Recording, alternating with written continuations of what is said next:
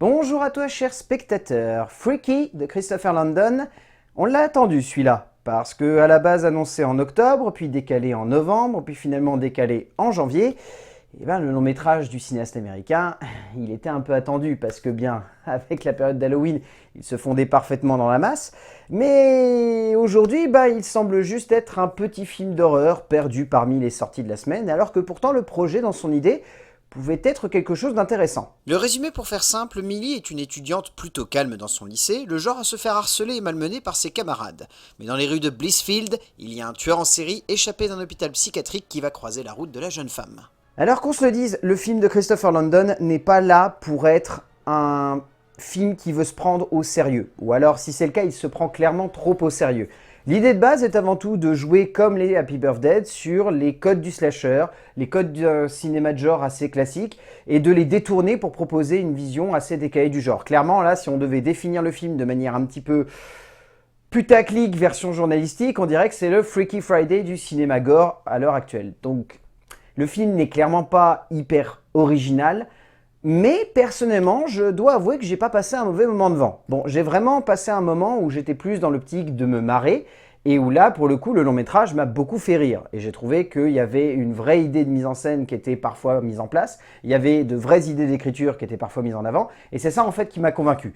Parce que derrière, on va le voir au fur et à mesure de la vidéo, mais le long métrage n'est clairement pas fait pour briller, on va dire, par une envie de créativité et d'originalité du genre. C'est clairement des repompés et des ressucés de tout ce qu'on a l'habitude de voir dans ce type de cinéma, qui sont uniquement amenés de manière décalée au sein d'une aventure qui va plus ou moins faire rire le spectateur. Parce que je pense qu'il y en a certains qui ne seront pas du tout réceptifs à ce type d'humour qui peut être très très lourd. Disons que lorsqu'un film d'épouvante prend une direction comique, certains auteurs ont un peu de mal à lui donner une vraie crédibilité, se contentent parfois simplement de se laisser embarquer au gré des péripéties parfois clichés d'un groupe de personnages un poil convenus, et même parfois tellement grossières qu'on n'y croit pas.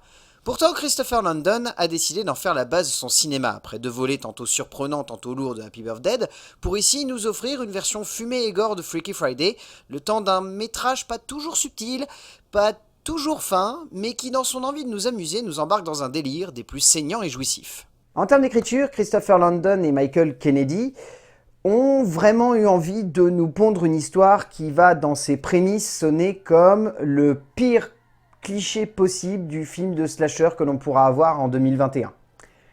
Donc ça veut dire que le film, par cette optique-là, ne cherche pas dans son écriture à être vraiment innovante.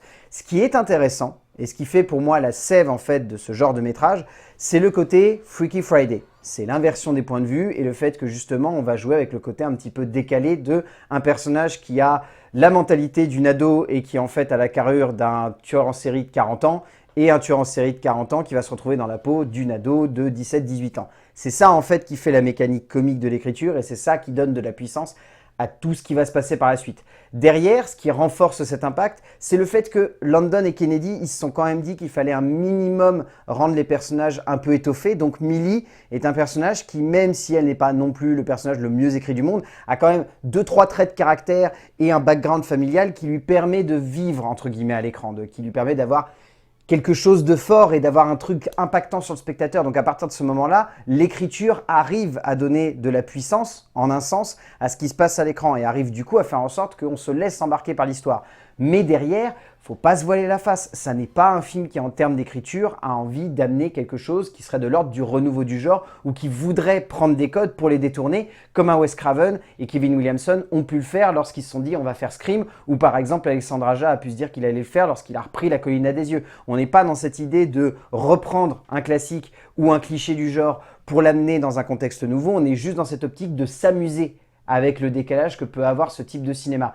Donc il faut vraiment garder ça en tête parce que je pense qu'il y a beaucoup de gens qui vont se dire que ça va être vraiment soit un film qui veut renouveler le genre, soit une bonne comédie, alors qu'on est un peu dans un espèce de trip hybride que les deux scénaristes n'ont pas forcément toujours les meilleurs outils possibles pour réussir à parfaitement le maîtriser. Landon et Kennedy ne nous pondent pas ici le pitch le plus original du monde, et si, comme évoqué avant, le délire est plutôt intéressant, la base de celui-ci est clairement extrêmement facile et grossière, ne portant pas forcément l'esprit du métrage vers une direction à la Craven dans le slasher ou à la Aja dans le gore. On ressent une envie, une vraie passion pour le côté décalé et assez jouissif de l'aventure, jouant bien sur cette idée que malgré lui, le tueur va devenir la version cathartique de Millie et que de son côté, Millie explore les méandres de sa famille. Mais cela reste un poil trop premier degré pour réussir à nous embarquer dans le délire et nous faire ressentir des émotions. En termes de mise en scène, Christopher Landon utilise une mise en scène qui, pour moi, ne fonctionne pas toujours.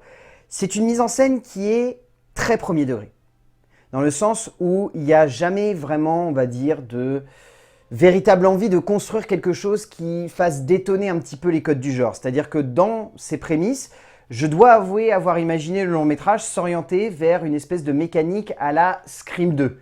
Cette mécanique de jouer sur la remise en scène du premier par le biais de la scène d'intro et ensuite d'amener le long métrage comme étant un petit délire s'amusant finalement des codes du slasher. Ça n'est pas du tout ça, le film est trop premier degré en termes de mise en scène.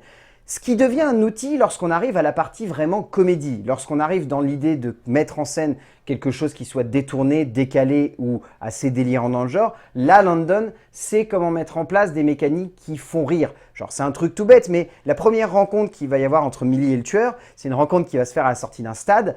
Et à ce moment-là, en gros, il va y avoir un face-à-face assez éloigné et où Millie va balancer 2-3 punchlines qui sont plutôt amusantes. Une première qui va être de l'ordre de « ma sœur arrive et elle est flic ». Le tueur ne réagit pas et lui balance « elle a un flingue !»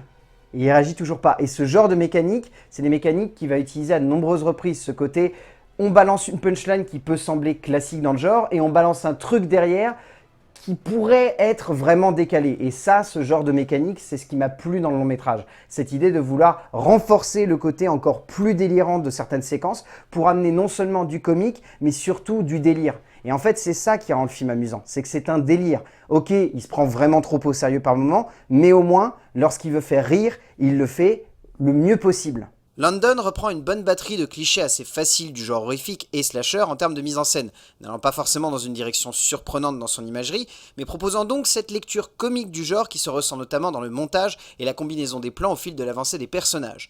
On ressent un certain esprit comique et décalé, mais il faut également reconnaître que le cinéaste ne maîtrise pas toujours tout cela, nous laissant face à un objet un peu plus maîtrisé que les Happy Birthday, notamment dans ses mécaniques comiques, mais où clairement seul le gore vient un peu émoustiller l'esprit derrière tout cela. En termes de casting, moi je l'aime beaucoup ce casting, je le trouve assez amusant et on sent que les acteurs ils ont pris plaisir à faire ce genre de long métrage. Enfin je pense à Catherine Newton qui joue donc Millie, / l'autre personnage. La partie où elle joue l'autre personnage, on sent qu'elle s'est éclatée à l'interpréter. Et vraiment, ça se ressent tout du long. Il n'y a pas juste ce côté, on sait que c'est un tueur qui est dans la peau d'une jeune fille. Il y a vraiment ce jeu qui est complètement en décalage avec tout ce qui se passe. Et je trouve ça vraiment parfait. Elle arrive parfaitement à le maîtriser. Et elle l'emmène jusque dans des retranchements où c'est purement et simplement jouissif. Forcément, on pense à Celeste O'Connor ainsi que Misha Ocherovich, qui sont tous les deux très bons dans les rôles des deux meilleurs amis de Millie, qui pour le coup fonctionnent vraiment à merveille et apportent vraiment du cachet en fait à ensuite la petite tripotée de personnages qu'il va y avoir entourant le personnage de Millie lorsqu'elle est dans la peau du tueur. Ça fonctionne super bien à mon goût. J'ai beaucoup aimé Nicolas Sturgill. Je trouve aussi qu'il y a Cathy Finneran ainsi que Dana Diori dans les rôles de la mère et de la sœur de Millie qui sont plutôt bons. Et après, je dois encore une fois saluer la performance principale d'un acteur que personnellement j'adore parce qu'il est capable de tout jouer réellement. Et là, il le prouve encore une fois, c'est un acteur comique absolument génial. Vince Vaughn a toujours été pour moi un acteur immense. Ici, il s'en sort à merveille dans l'interprétation d'un personnage que tout le monde n'aurait pas pu jouer avec le talent comique qu'il déploie pour le cinéaste américain. Au bout du compte, Freaky est un délire et ne cherche pas à être plus que ça. C'est un film qui veut nous amuser, qui veut nous divertir, qui veut nous entraîner dans une direction où on sait qu'on va se taper une bonne barre et qu'on va s'éclater devant l'œuvre. C'est pas un film qui a envie d'être subtil. C'est un film qui a envie d'être délirant. À partir de là, il faut regarder le film dans cette optique et pas imaginer que ça va être vraiment un truc trop carré ou trop facile ou trop cliché. C'est vraiment un bon délire, on se marre bien devant. Donc Freaky, Christopher Landon, gardez cette optique-là en tête et je pense que vous pourriez passer un bon moment en salle à le voir. Pour moi, c'est clairement un petit cran au-dessus de ce qu'il y a pu y avoir sur les deux Happy Birthday de la part de Christopher Landon et c'est à milieu de ce qu'il a pu le faire dans la saga Paranormal Activity. A plus.